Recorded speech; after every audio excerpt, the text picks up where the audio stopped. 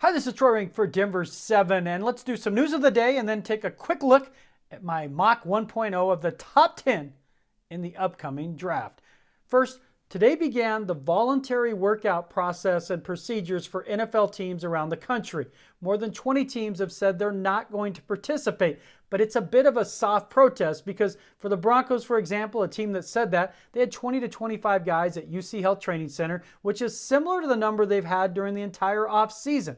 That included players today with workout bonuses involved, rehabbing players, and then a handful of players who frankly just feel like they need to have their face in front of coaches, or faces in the building as they try to make a team. So those in attendance included Graham Glasgow, Dalton Reisner, and Drew Lock, all who had workout bonuses involved for the offseason. This has been cited as a COVID-19 issue, and that's a small part of it. It's a bigger issue that the NFLPA does not believe that you need in-person workouts in April. They showed they could do it virtually last season with success, and they really, it looks like to me in my read of this situation, they would like the off-season program to begin in person in May, not April. One thing to note and remember here, the Broncos, you can't even have a football on the field right now. It's not allowed. You can't be around coaches. So it's not as if players are missing anything per se. And attendance, I was told, for the Zoom meetings today was right at 100%. So that shows the team engaged. So it's not as if all the players are skipping out on this. In fact, in many ways, they are participating. They're just not doing it in person. As for my mock draft 1.0, it is subject to change and it's done in Etch-a-Sketch for obvious reasons. Number one, Trevor Lawrence, enough said. Best quarterback in college football. He goes to the Jaguars. Number two, the Jets. They take Zach Wilson from BYU. What a jump he made from year one to year two.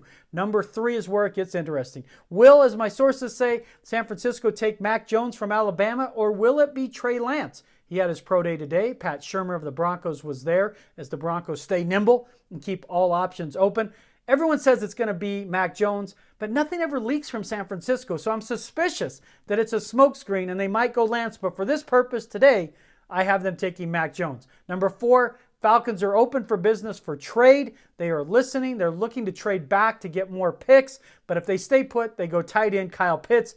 He is Darren Waller, Travis Kelce type player, future All-Pro. You go to five, Bengals, they just don't overthink it. They go Penei Sewell, the tackle from Oregon, to protect Joe Burrow. Six, Jamar Chase, the receiver from Miami. Even though Miami is still entertaining moving back, I mean, it seems like they can't figure out where they want to pick, but if they stay at six, I say they take Jamar Chase. And that leaves the Broncos moving up to seven to take Detroit's pick. It doesn't cost them a first rounder in my scenario. It'd be a third this year and a second and third next year. That's a more reasonable price for George Paton in his first year as GM, because if you want to move up to four to the Falcons, you're going to surrender multiple ones. That is tough if you miss, given where, in terms of the draft capital, you lose as you try to get this roster back to playoff contention. But I have them moving up with Lance and Fields on the board. I say they take Justin Fields. In previous scenarios, I've not thought that Fields would be there. I thought he might go earlier. In this scenario, he's available. The Broncos take him at seven